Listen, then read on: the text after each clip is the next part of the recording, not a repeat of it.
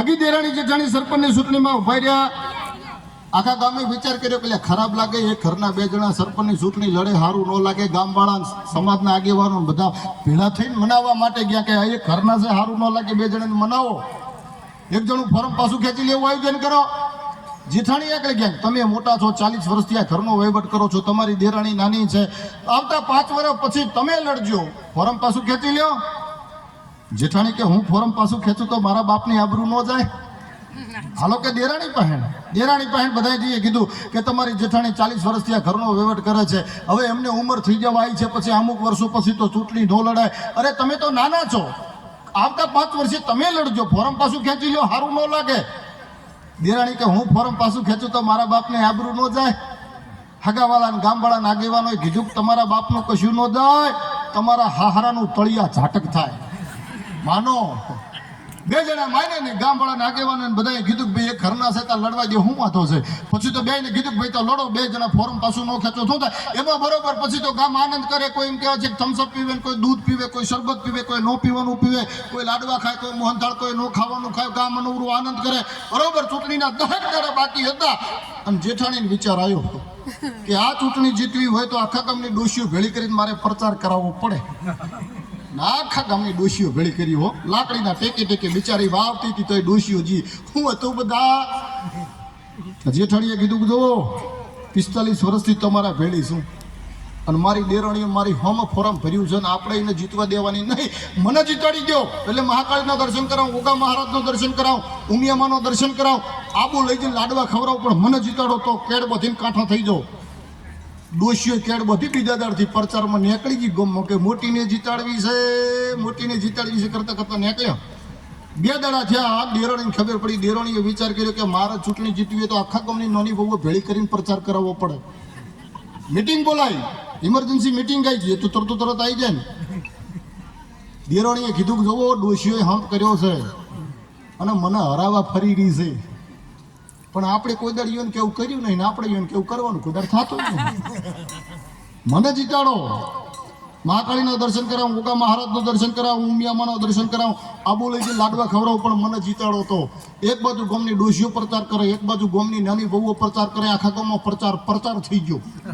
બરાબર ચૂંટણીનો સમય આવ્યો, આખા ગામે વોટ દીધા, પેટીઓ પેક થઈ ગઈ, તાલુકામાં ગણતરીનો સમય આવ્યો, આખું ગામ ગણાવવા હારી ગયું. માથે 5 વાગે રિઝલ્ટ આવ્યું, જેઠાણી જીત્યા, દેરાણી હારે, આખું ઘરઘોડું ઘરે આવ્યું પાછું. અને ડોશીઓએ પછી કીધું કે મગાવો ડીજે ને વગાડો કચુકો. હવે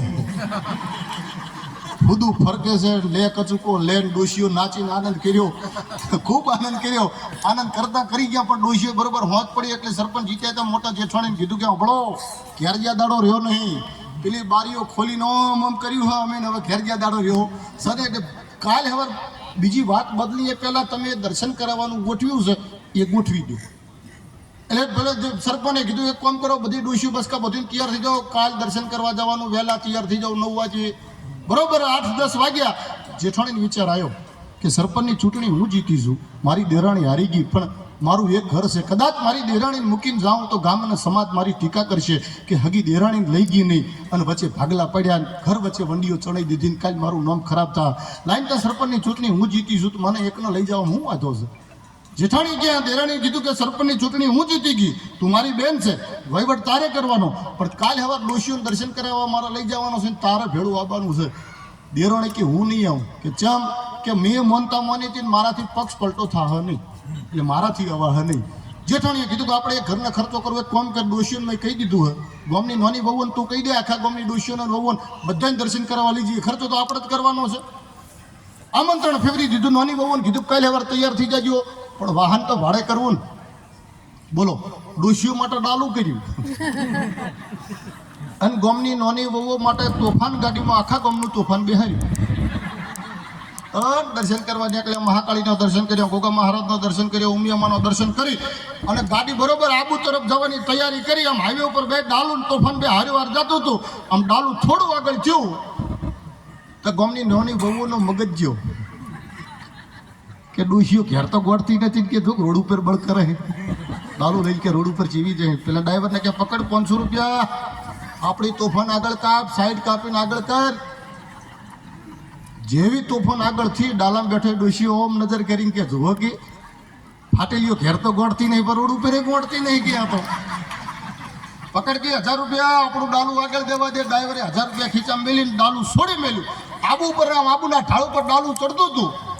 ઠોમુકો વળાંક આવ્યો. ડ્રાઈવર ગમે ખચે ખાઈ બેઠો આપણે આખું ડાલું પલટી મારીને ખીણમાં ચેડો ચેડ તોફાન આવ્યું. ગમની નાની બહુ ઓમ નજર કરી લે કે આપણે કરવું તો માતાજીએ કરી દીધું. એ હવે કે આનંદ કરો, કોઈ કહેવા વાળું નહીં, કોઈ ટેટુડો લે, કોઈ હેસ લે. તમે જુઓ તો કોઈ આનંદ કરે, આખો રોડ ટ્રાફિક થઈ ગયેલો. કે કકળાટ કાઢવાનો નહીં, તિજોરીની ચાવી આપણી પાસે રહે, પકોડી જેટલી ખાવી એટલી ખાવાની, પિયર જાણ જવું હોય જાણ જવાનું, પિક્ચર તો જેટલું જોવું એટલું જોવાનું. આનંદ કરો, આનંદ કરો, આનંદ કરો. બધી આખા ગામની બહુ આનંદ કરે. એક બહુ રોવે તો સોની જ ધરે. બોલો બધાએ કીધું કે આખા ગામની ડોશીઓનો રહી ભૂહો વળી ગયો. અમારે હાહુ હતો આટલું બધું ન રોવાય, હાહુની પાછળ સોની રે. તોય પેલી સોની નથી રહી. સરપંચ પોતે આવ્યા. રોજ ગામમાં છઠિયા ડોશીને 2 જણા આવતા હતા. ગામને ભાડીને ડોળ કરે, સોની રે સોની મોની અમારે હાહુ મરી ગયા. પછી રોતી તે બહુ બોલી કે આખા ગામની ડોશીઓને તમે આમંત્રણ દીધું હતું ને? કે હા. તો કે અમારી ડોશીને હું ઉતાવળે છે વહેલો ગાંધીનગર જતા રહ્યા છીએ. પછી ખબર પડી કે આ તો એનો નહીં આવ્યો, એને રોવા છે આ તો. એવું જીવન નહીં સાહેબ. જીવન જીવવા માટે પ્રાર્થના કરવી પડે, વિનંતી કરવી પડે. અખિલ બ્રહ્માંડનો માલિક મારો તમારો બાપ રાજી થઈ જાય એ ભગવત